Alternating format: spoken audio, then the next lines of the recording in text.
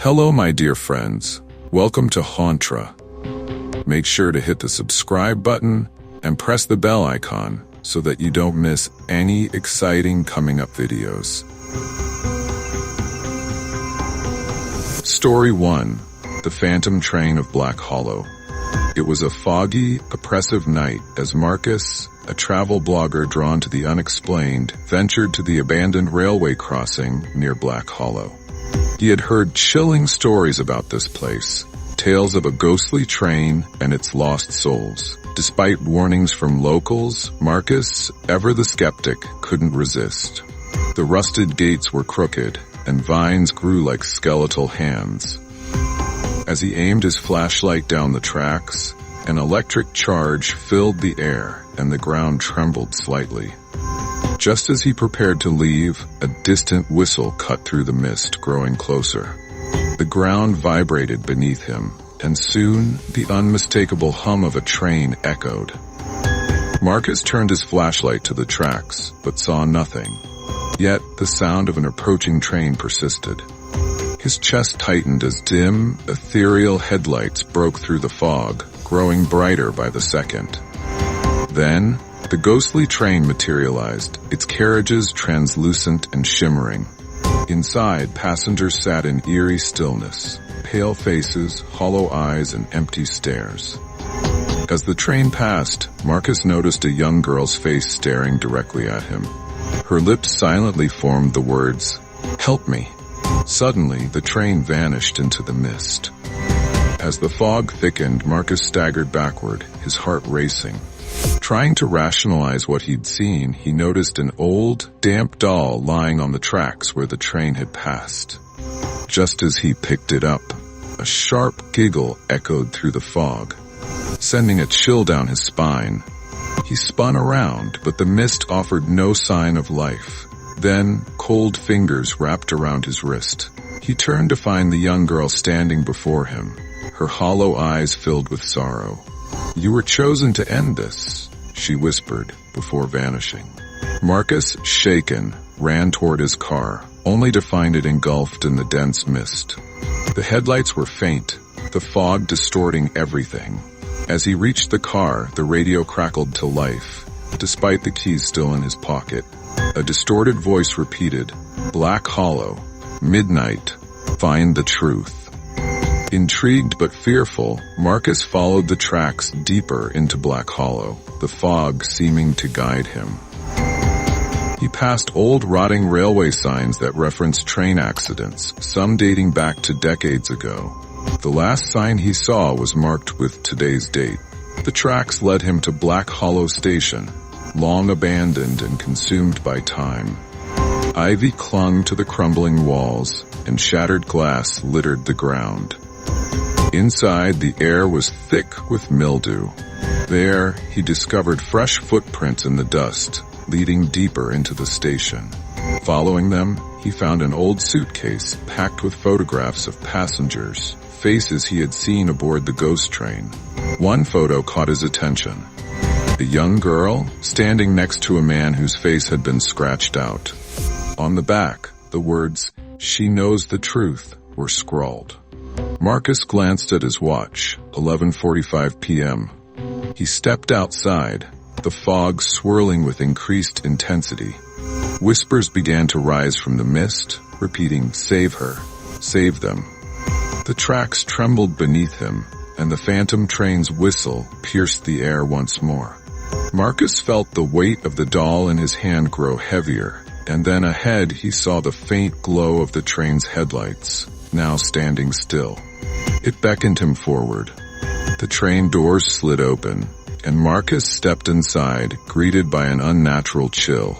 The air grew colder as he moved through the carriages, which were eerily empty, save for faint impressions where passengers had sat. In the third carriage, he found the girl again, sitting on the floor, clutching a photograph. When Marcus spoke to her, she lifted her gaze. "You have to stop him," she whispered, her voice trembling. Before he could respond, the train lurched forward, and she vanished into the mist. Marcus moved on, coming face to face with a tall, gaunt figure in a conductor's uniform. The man's eyes burned with an unnatural light. "You shouldn't be here," he warned. When Marcus demanded answers, the conductor's voice trembled. "This train carries the lost. It cannot be stopped unless you're willing to pay the price." The conductor gestured toward the front of the train. "Find the source," he said, "before it's too late." The lights flickered and the conductor vanished. Marcus continued through the train, the laughter of a child growing louder, leading him toward the engine room. The walls seemed to writhe with strange, living paint, and shadowy figures flickered around him. His flashlight went out, leaving only the dim glow of lanterns. He reached the engine room, where a man in a long coat stood, his back turned. When he turned, his face was grotesque. "You're too late," he growled. "You can't save them without condemning yourself." The man revealed himself as the keeper of the train. "These souls are mine," he said, "trapped by their sins, regrets, and unfinished lives." Marcus demanded to know why the girl needed help, but the keeper only sneered. "She clings to hope, a foolish child who doesn't understand the price of freedom." The keeper gestured to the doll in Marcus's hand. "That is the key," he said, "but are you ready to wield it?" The keeper explained that to free the souls, Marcus would have to bind himself to the train, becoming its new keeper. One life for many, their freedom for your eternity. The train lurched violently and the keeper's voice echoed, "Decide, mortal, time is running out." Suddenly, the girl's voice echoed through the room. "Don't listen to him," she urged. Materializing beside Marcus, she explained that the doll was a fragment of their memories. If you cast it into the fire, their pain will be erased, and they can finally move on. The keeper snarled, "Destroy this train? Foolishness. Without it, chaos will reign." The train trembled, and Marcus, clutching the doll, felt its weight become unbearable. The girl, now determined, urged him on. "Trust me," she said. "You can do this." Marcus stepped toward the fire, his heart pounding. The keeper's voice screamed in his ears, but he pressed forward, reaching the flames. Holding the doll high, he cast it into the fire. The flames exploded in a blinding flash. The train shuddered, and the cries of tortured souls filled the air. But as the train came to a halt, a profound peace settled over the place. The keeper screamed in agony as his form collapsed into dust. The figures who once roamed the train faded into nothingness. The girl appeared once more, this time smiling. "You did it," she whispered. "You freed us." As the other passengers, now peaceful, faded away, the girl vanished, leaving only the quiet remnants of the train. The fog receded, and Marcus stepped outside. The weight of the place lifted. The tracks lay abandoned, silent. The doll had disappeared, and the air felt refreshingly clear. Marcus looked down at his hands, free of the weight that had once burdened him. As the fog cleared, the whispers ceased, leaving behind only the hum of a world freed from its curse. Story 2. The House on Ashwood Lane. Sarah had heard the stories about Ashwood Lane all her life. Old-timers in town whispered about the abandoned house at the end of the road, its windows always dark, its doors never opened. The house had a reputation.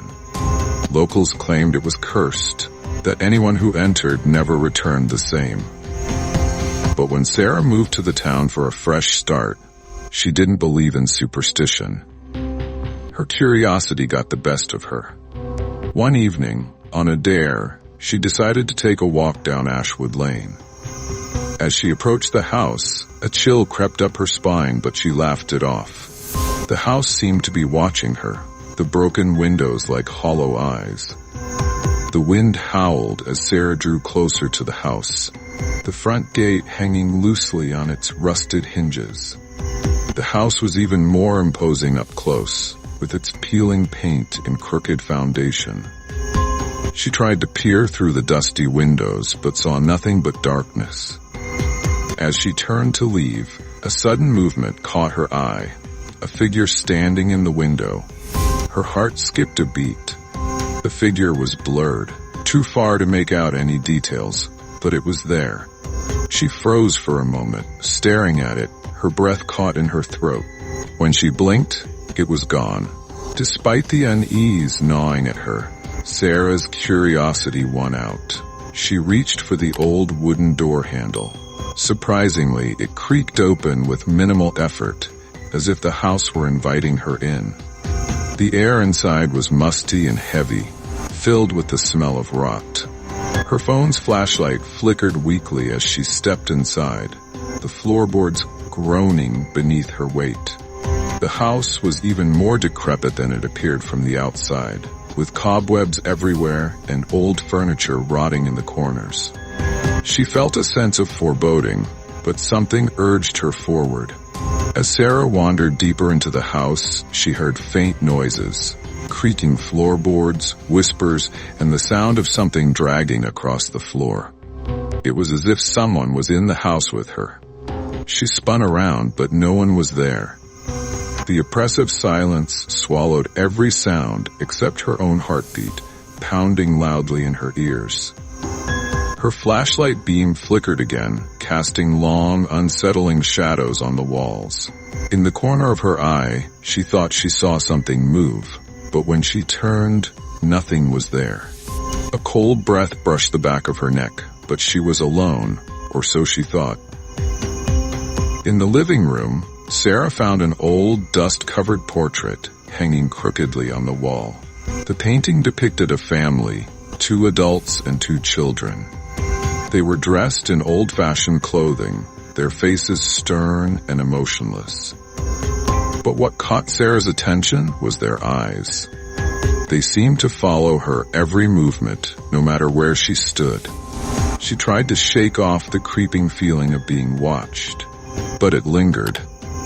She took a step closer to the painting, feeling an inexplicable pull. The air around her seemed to grow colder, and the faint whispering returned. As Sarah moved away from the painting, she noticed a staircase at the far end of the room, leading up to the 2nd floor. The steps creaked under her weight as she began to climb. Each step seemed to echo louder than the last, amplifying her growing sense of dread. At the top, the hallway stretched out before her, each door closed tightly. She approached the first door, her heart racing, and turned the handle. The door opened with a slow, grinding noise. Inside was an empty room, its walls bare, except for another painting, this one of the same family, but they appeared to be watching her, their eyes more intense. As Sarah explored the 2nd floor, the air grew thicker, more oppressive. She passed several empty rooms, each one colder than the last. Then, she heard it, an unmistakable whisper, so soft at first that she thought it was her imagination. But it came again, this time clearer. "Get out." Sarah froze, the words vibrating in her chest. She turned toward the source of the voice, but there was no one there. Panic surged through her, but she refused to let fear control her. She had to know what was happening. Sarah stumbled backward into a hallway, her mind racing. She noticed a large mirror on the wall, and instinctively, she approached it. As her reflection came into view, she gasped. Standing behind her, just out of sight, was a shadowy figure, a figure that wasn't in the room with her. She spun around, but the hallway was empty. She turned back to the mirror. The figure was gone, but the air felt charged, as if something was waiting just beyond her sight. Determined to understand what was going on, Sarah moved toward a door at the end of the hallway. It was locked, but she could hear faint scraping sounds coming from the other side. Her pulse quickened as she grabbed the doorknob, twisting it frantically, but it wouldn't budge. The sounds on the other side grew louder, more desperate. Then, a low growl rumbled from behind the door, sending a shock of terror through her body. She stumbled back, breathless, as the sound turned into muffled screams. Something was trapped inside. Sarah knew she couldn't stay in the hallway any longer. She needed to find a way out. She turned and ran back to the stairs, but as she reached the bottom, she heard a noise from the attic. The trapdoor creaked open on its own, as though beckoning her. She hesitated but felt a compulsion to investigate. She climbed the stairs again, this time with more urgency. The attic was cold, and the darkness seemed to press in from every angle. But something caught her eye, a chest in the corner, covered in dust. Sarah opened the chest. Inside, she found a collection of old belongings, worn clothes, tattered books, and photographs. But at the bottom of the chest lay a small wooden box. She opened it cautiously, revealing a single item, a small cracked doll. The doll's eyes seemed to glimmer in the dim light, and Sarah felt an overwhelming sense of dread wash over her. The whispers from earlier returned, louder now, and she realized they were coming from the doll itself. "Leave, now," it whispered. The air in the attic grew thick, suffocating, as the whispers grew louder.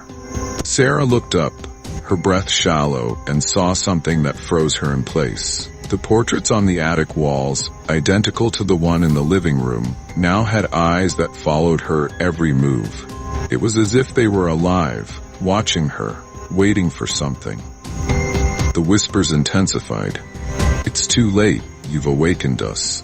Sarah turned to run, but the trapdoor slammed shut before she could escape. Trapped in the attic, Sarah felt the temperature plummet. The room seemed to close in on her. The whispers turned into hissing voices, chanting in an ancient language.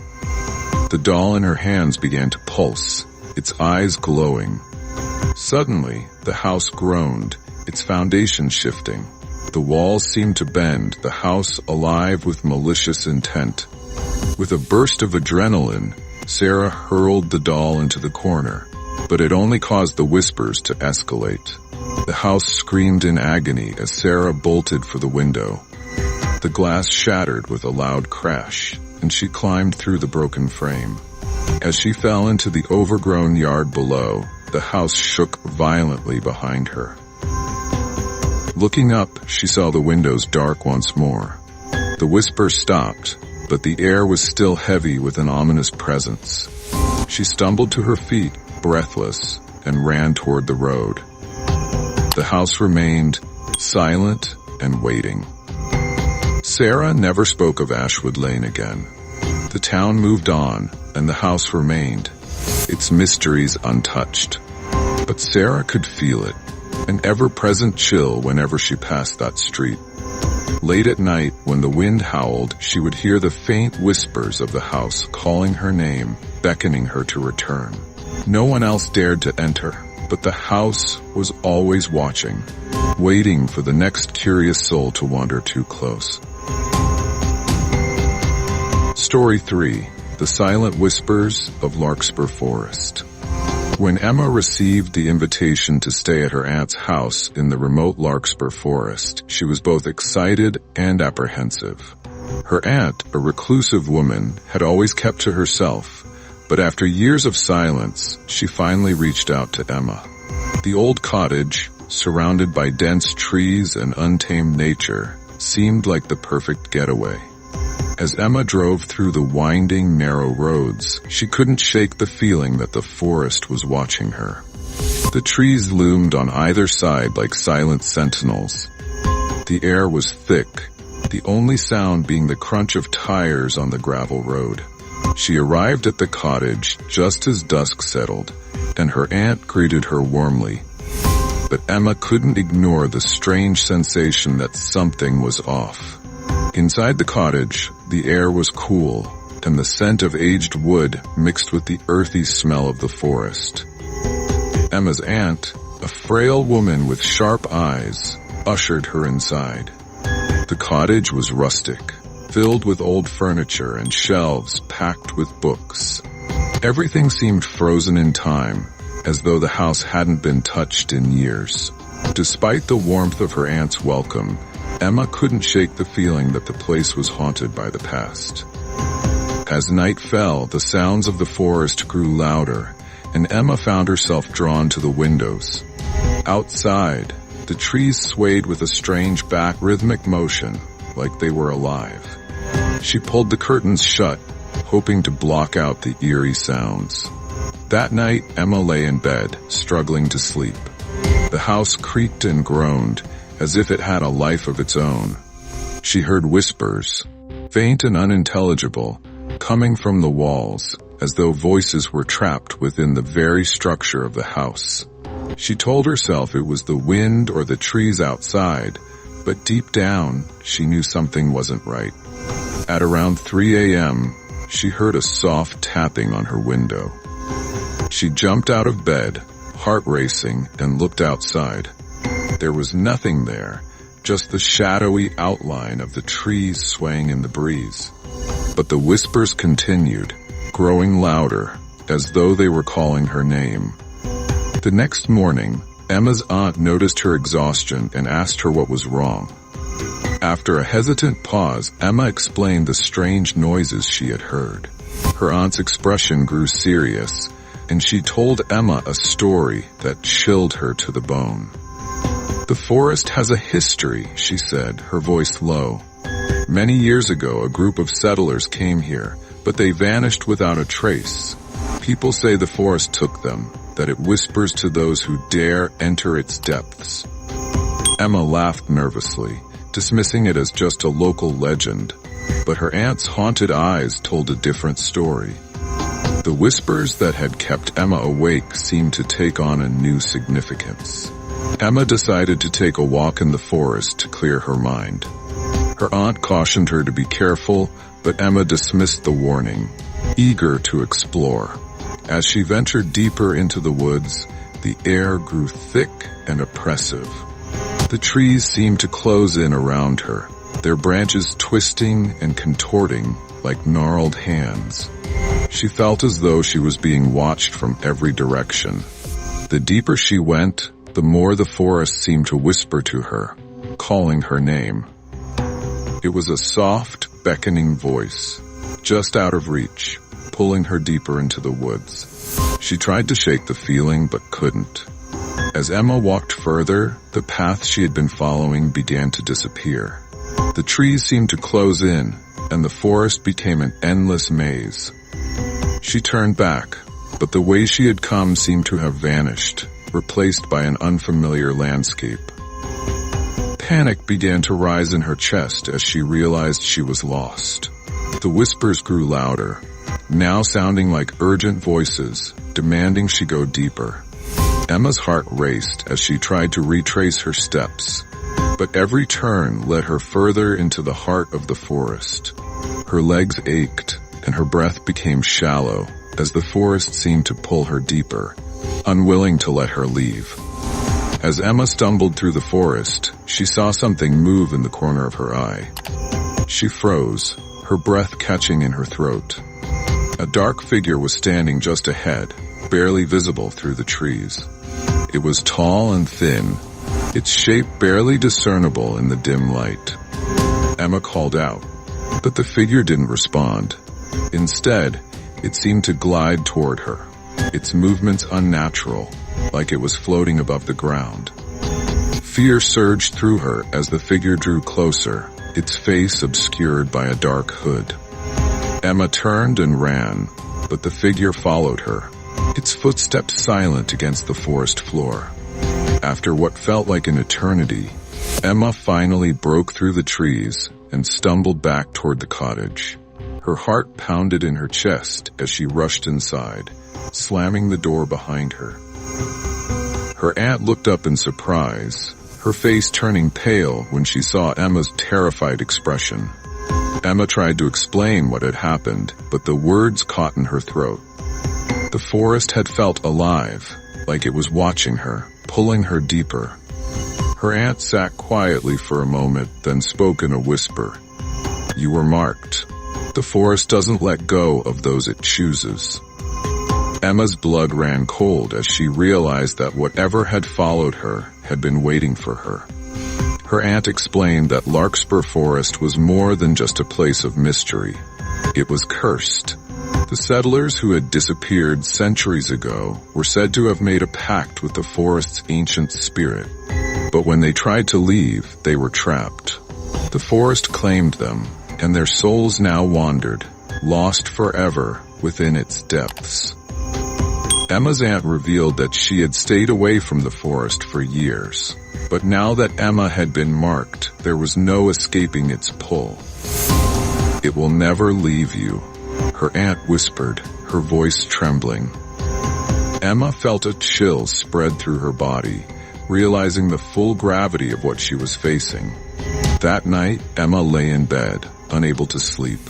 The whispers returned, faint at first, but growing louder as the night wore on. They were no longer just random sounds, but a distinct chant, a rhythm that pulsed through the walls. Emma clutched the blankets tightly, but the sound of her name being called out grew louder. She tried to ignore it, but it was impossible. The walls seemed to be closing in on her, and the voices surrounded her, growing more frantic. She screamed for her aunt, but there was no response. The voices were coming from inside the house, echoing through the floorboards. The next morning, Emma packed her things, desperate to leave. Her aunt begged her to stay, but Emma knew she couldn't. The forest had already claimed her, and it wouldn't let her go. As she walked down the overgrown path leading out of the cottage, she heard the whispers again, this time in the distance. It was as if the forest was calling her back. Emma's heart raced as she reached her car, but as she looked back one last time, she saw the shadowed figure standing at the edge of the trees, watching her. With a final glance at the cottage, Emma drove away, her heart heavy with fear. As Emma drove away, she thought she had escaped, but the whispers followed her, growing louder with every mile. They echoed in her mind, seeping into her thoughts, taunting her. No matter how fast she drove, it felt like the forest was always just behind her. She glanced in the rearview mirror and saw the trees stretching endlessly, as though they were chasing her. Emma's hands gripped the steering wheel tightly, but the whispering voices continued to grow louder. The more she tried to block them out, the more they consumed her thoughts. Emma's life after that day was never the same. The whispers never stopped, haunting her wherever she went. It was as though the forest had imprinted itself on her soul, and she could never escape. She visited therapists and tried to move on, but the voices only grew stronger.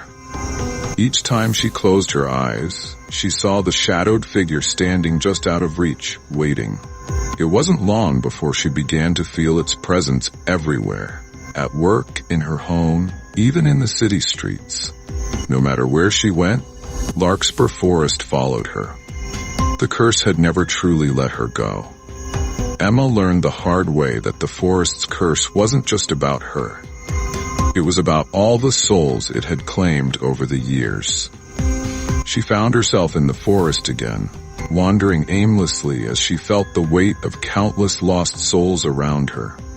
They whispered, their voices desperate and pleading, as though they were trapped in an eternal nightmare. Emma realized that she too was now one of them, her body walking through the world, but her soul lost in the endless woods. Years passed, and Emma's story became another ghostly tale in the town. Some said they still heard her voice in the wind, calling out from the depths of Larkspur Forest. No one knew what had happened to her, but the forest's pull remained strong. Those who ventured too close could hear the whispers, soft like a distant memory but terrifying all the same. The curse of Larkspur Forest had claimed another victim, and it would continue to claim others, its whispers never fading.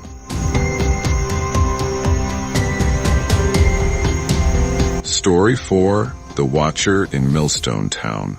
When Mark arrived in the sleepy town of Millstone, it seemed like the perfect place to start fresh. He had recently left the hustle of city life and was hoping for some peace and quiet. The cobblestone streets, quaint shops, and old-fashioned homes gave the town an almost nostalgic charm. The locals were friendly, offering warm greetings and invitations to dinner. Everything felt like a fairy tale, untouched by time. Yet, as Mark passed by the old mill at the edge of town, he couldn't shake the feeling that something was watching him, hidden just beyond his sight. The hairs on the back of his neck stood up. He shrugged it off as paranoia, but the feeling lingered, gnawing at him. Mark rented a modest house on the outskirts of town, near the forest. As he settled in that first night, the quiet was overwhelming. The stillness of the place was unfamiliar and unnerving. But it wasn't until he heard a soft tapping against his bedroom window that the unease turned into fear. He rushed to the window, but saw nothing but the dark trees and the moonlight filtering through. He closed the blinds and tried to go back to sleep, but every rustle outside sounded like a footstep. Sleep eluded him that night, as the tapping seemed to grow more persistent. The next day, Mark met his neighbor, an elderly woman named Mrs. Harrington. She was kind, but seemed strangely hesitant when Mark asked her about the town's history. "Nothing to see here, son," she said with a nervous laugh. "Just old buildings and memories." However, when Mark mentioned the old mill, Mrs. Harrington's demeanor shifted. She looked at him sharply, her face pale, and warned, "Stay away from the mill. It's cursed." She quickly changed the subject and offered him cookies. But Mark couldn't shake the feeling that she was hiding something. Her fear was palpable, and it only made him more curious about the mill. Despite Mrs. Harrington's warning, Mark's curiosity got the better of him. The next day he decided to visit the mill. The air was thick with fog as he made his way through the woods toward the old building. The closer he got, the more oppressive the atmosphere became. The mill loomed like a decaying giant, its windows dark and lifeless. Mark's pulse quickened as he noticed strange symbols carved into the wooden walls. He felt drawn to the place, but also repelled, as if something was pushing him away. He didn't dare enter, but as he turned to leave, he swore he saw a figure standing in one of the upper windows, watching him. That evening, Mark couldn't shake the unsettling feeling the mill had left him with. He decided to call it a night early, but as he turned off the lights and crawled into bed, he heard it again, the tapping at his window. This time, it was louder and more insistent. His heart raced as he cautiously approached the window, his breath fogging up the glass. He opened the blinds just enough to peek outside, but there was no one there. However, a chill ran down his spine when he noticed something strange. The ground near his window was disturbed, as though someone had been standing there just moments before. The next day, Mark decided to visit the local library in search of answers. He found a dusty old book about the history of Millstone. Flipping through the pages, he found a passage that sent a chill down his spine. The mill was the site of an unsolved tragedy many years ago. It is said that the souls of those who perished there remain trapped, and those who approach are doomed to hear their whispers. Mark's fingers trembled as he read the words. The book mentioned a dark figure that was often seen lurking around the mill, watching those who dared to approach. The whispers grew louder the closer one got to the building. That night, Mark couldn't sleep. He felt as though he was being watched. The tapping on the window had returned, but this time there was something different about it. An eerie, guttural whisper accompanied it. Mark couldn't make out the words, but the voice felt all too real. He pulled back the blinds, but there was nothing there. Panic set in as he heard footsteps behind him, faint but unmistakable. He turned quickly, only to find his empty living room, But the coldness in the air remained, and the whispers continued, growing louder. The next morning, Mark returned to Mrs. Harrington's house, desperate for more answers. She seemed even more uneasy when he mentioned the whispers.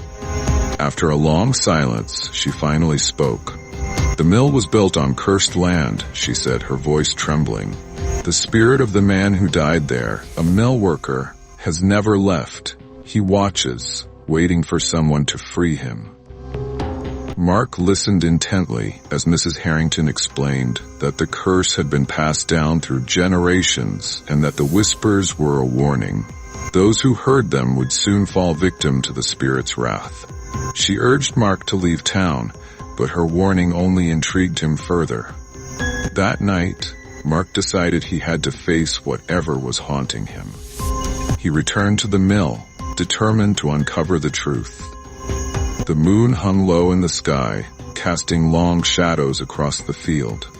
As he entered the mill, the temperature dropped, and the whispers returned, echoing off the walls. Suddenly, he saw it, a figure standing in the corner of the room, watching him. Mark's heart pounded in his chest as the figure began to move toward him, its face hidden in shadow. The whispers grew louder, as if the figure was speaking directly to him. "You should have never come here," it hissed. As Mark fled from the mill, he realized the whispers weren't just in his head. They followed him, growing louder with each step. He sprinted through the town, but the town felt different now. Darker, more oppressive. The streets were silent, save for the whispers that seemed to be everywhere. Mark turned to look behind him, but there was no one there. The entire town felt like it was holding its breath, as though the very air had thickened with the curse of the mill. He knew then that the town itself was part of the haunting. Mark couldn't escape the nightmares. That night, he dreamed of the mill, the figure, and the whispers.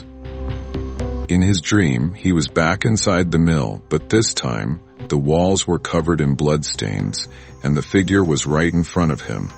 It spoke to him in a voice that was both familiar and foreign. "You are the one," it said, "the one who will set me free." Mark woke up with a start, drenched in sweat. But as he looked around his room, he saw something that made his heart stop.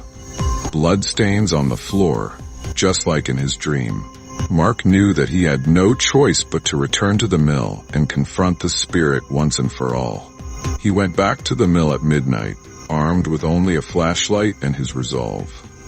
The whispers greeted him like old friends, chilling him to the bone. As he approached the center of the mill, he saw the figure again, standing in the same spot. This time, he was ready. Mark spoke aloud, demanding the spirit to show itself fully. The figure moved toward him, its face emerging from the shadows, and Mark's heart sank. It was his own face, twisted and contorted in agony. The spirit spoke, its voice now clear and unmistakable. "You are the one who must release me," it said, its voice eerily calm. "You have been chosen to break the curse." Mark felt his stomach churn as he realized the truth.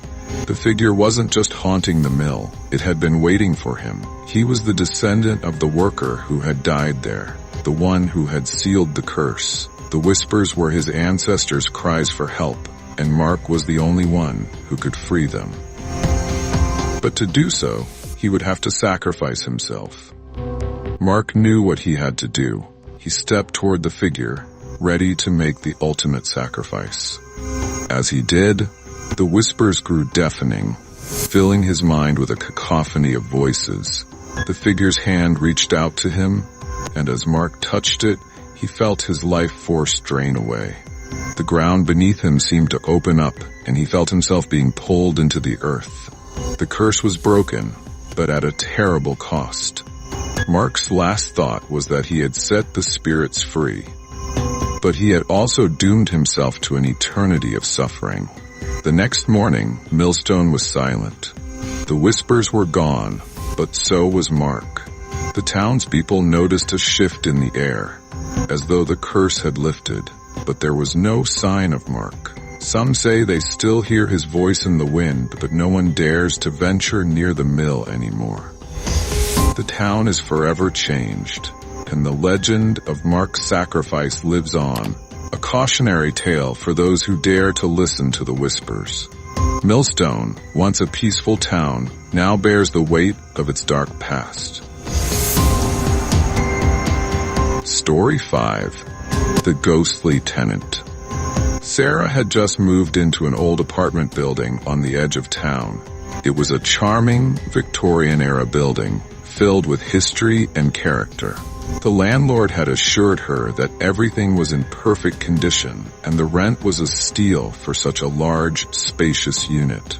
On her first night, Sarah felt a strange sense of unease, but attributed it to the usual nervousness that comes with settling into a new place. The apartment had a peculiar, lingering smell, but she figured it was just old wood and dust. Despite the unsettling feeling, she tried to make it her home. As night fell, the building creaked, and Sarah couldn't shake the feeling that something wasn't quite right. She tried to sleep, but the sound of footsteps echoing in the hallway kept her awake. The following night, Sarah was woken up by loud, persistent knocking on her front door.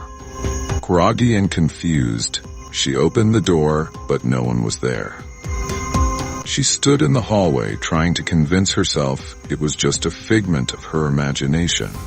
However, as the days passed, the knocking continued at irregular hours, sometimes accompanied by muffled voices. The building seemed to be alive with these strange noises, and Sarah began to notice more. Whispers coming from the walls, cold drafts passing by her in the middle of the night, and the sound of furniture scraping across the floor when no one was there. Every time she tried to sleep, the noises would intensify, like an invisible presence watching her every move. Sarah felt an overwhelming sense of dread creeping over her. Something was wrong with this place. Curious and desperate for answers, Sarah asked her neighbors about the history of the building. One elderly woman, who had lived in the building for decades, told Sarah about a previous tenant who had lived in her apartment. The woman, whose name was Evelyn, had been a quiet, reclusive artist who lived alone. One day, Evelyn simply vanished without a trace. The landlord had mentioned it briefly when Sarah moved in, but he didn't provide much detail. The woman's disappearance was never explained, and her belongings were left behind, untouched. Rumors spread through the building that Evelyn had been haunted by a spirit that drove her mad. Some even believed she had never left, and that her ghost still lingered in the apartment. While exploring the apartment, Sarah discovered a small, dusty painting hidden behind a closet. It was a portrait of a woman with pale skin and dark, empty eyes. The figure seemed to be staring directly at her, as if watching her every move. The painting gave Sarah an odd feeling, and she quickly covered it up with a blanket, unwilling to keep it in view. But every time she turned away, the feeling that someone was watching her intensified. The painting almost felt alive, its gaze never leaving her. As the days went by, Sarah began to feel like the apartment itself was growing colder and more oppressive. The noises continued, and the presence of something or someone seemed to be growing stronger. One night, Sarah awoke to find the temperature in her apartment had dropped drastically. Her breath formed visible clouds in the air, and she could see her own shivering hands. As she looked around, she noticed a shadowy figure standing in the doorway of her bedroom. The figure was tall and thin, with a dark, flowing shape that seemed to move with the darkness itself. When Sarah blinked, the figure vanished. Her heart pounded in her chest as she lay frozen in bed, too terrified to move. She had seen many strange things, but this was unlike anything she had experienced before. She wasn't imagining it. Something or someone was here with her. Sarah's fear grew as the presence in her apartment became more malevolent. One night, as she lay in bed, she felt an icy chill creeping over her body. She tried to pull the blankets tighter, but the cold intensified. Suddenly, she felt a cold hand rest on her shoulder. The touch was so real that she could feel the chill creeping through her clothes and skin. Sarah froze, too terrified to move or scream. As she turned her head slowly, she saw nothing but the empty darkness of her room. But the hand remained, the pressure increasing, as though something was holding her in place. She managed to pull herself out of bed and run to the living room, but the feeling of being watched never left her. In her search for answers, Sarah discovered a locked door in the corner of her apartment. It was hidden behind a large bookshelf, and the key was nowhere to be found. The door seemed to lead to an old storage room. The landlord had never mentioned it, and Sarah couldn't help but feel a strong pull toward it. It was as though something inside the room was calling to her. She searched everywhere for a key, but it seemed to have vanished. The more she tried to ignore it, the stronger her need to open the door became. She felt as though the room held the answers she was looking for, and that if she didn't uncover its secrets, she would never be free of the presence haunting her apartment. One evening, while cleaning out the attic, Sarah found a dusty old diary hidden among forgotten boxes. It was Evelyn's diary. As Sarah read through the pages, she learned more about Evelyn's life in the apartment. The entries detailed strange occurrences, whispers at night, objects moving on their own, and the overwhelming sense that something was watching her. Evelyn had become increasingly paranoid, convinced that the spirit of a man who once lived in the building was tormenting her. The entries grew more frantic as Evelyn described the haunting presence that seemed to grow stronger with each passing day. In the final entry, Evelyn wrote that she could hear someone breathing behind her, but saw nothing when she turned around. She ended the entry with the words, "I can't escape." Sarah's unease turned to terror as the haunting continued to escalate. The voices in the walls grew louder, and the shadowy figure appeared more frequently, always lurking in the corners of her vision. The objects in her apartment started to move on their own, books falling from shelves, chairs rocking back and forth, and the lights flickering as if someone was playing with the electricity. One night, Sarah was thrown from her bed by an unseen force. When she tried to get up, her body felt weak, as though the energy had been drained from her. Desperate for help, Sarah contacted a local priest, hoping he could perform an exorcism or cleanse the building. He came to her apartment, but after only a few minutes, he refused to enter, claiming that something far darker than he could handle resided there. Determined to end the torment, Sarah decided to confront whatever was haunting her apartment. She gathered her courage and locked herself in her room, demanding that the spirit show itself. The temperature in the room plummeted, and the whispers grew louder, almost deafening. Suddenly, the shadowy figure appeared at the foot of her bed. Its dark form towered over her, its eyes glowing with an unnatural light. It reached out toward her, and Sarah could feel the coldness of its touch closing in. But just as she thought she would be consumed by the darkness, she shouted at the spirit, "Leave me alone.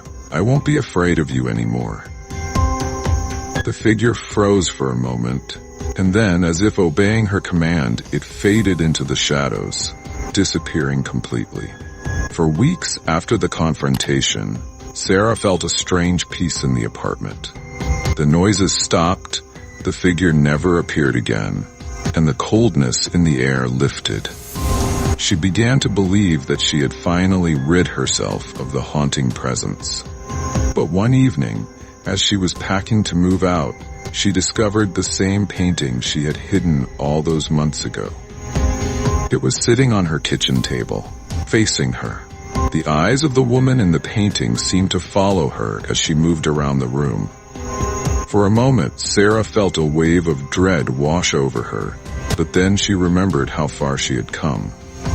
She had defeated the spirit, and no matter what was left behind, she would not let it control her life. Years later, Sarah heard rumors of new tenants moving into the same apartment. They, too, would experience the strange noises, the cold touches, and the terrifying visions. Some would stay, unable to resist the low price of rent, while others would leave in a hurry, unable to shake the feeling of an unseen presence. The building had a dark legacy, one that no tenant could escape. Sarah often wondered if she had truly rid herself of the spirit, or if it still lingered in the walls, waiting for the next person to move in. One day, Sarah received a letter from an unknown sender. It was a warning, written in shaky handwriting. You didn't stop it. You never left it behind. The letter made no sense, and Sarah could only assume it was a sick joke. However, as she read the letter, she felt a chill run down her spine. Could the spirit have returned, or was it still watching her from afar, waiting for the right moment to strike again? Late one night, Sarah awoke to the sound of knocking at her door. Her heart raced as she approached the door, wondering who could possibly be visiting at such a late hour. When she opened the door, no one was there. But there, on the doorstep, was the same painting she had hidden away all those years ago. It was positioned as if it had been placed there deliberately, with the same haunting eyes staring back at her. Sarah knew then that the ghostly tenant had never truly left. Sarah moved far away from the apartment, trying to escape the memories of her terrifying experience. But every so often, she would catch a glimpse of the woman from the painting in her peripheral vision. Her haunting eyes would stare at her from windows, mirrors, or even in the shadows of rooms. The tenant's spirit was still out there, and Sarah knew that no matter where she went, she would never truly escape it. Thanks for watching, and do not forget to like, share, and subscribe our channel for more new videos.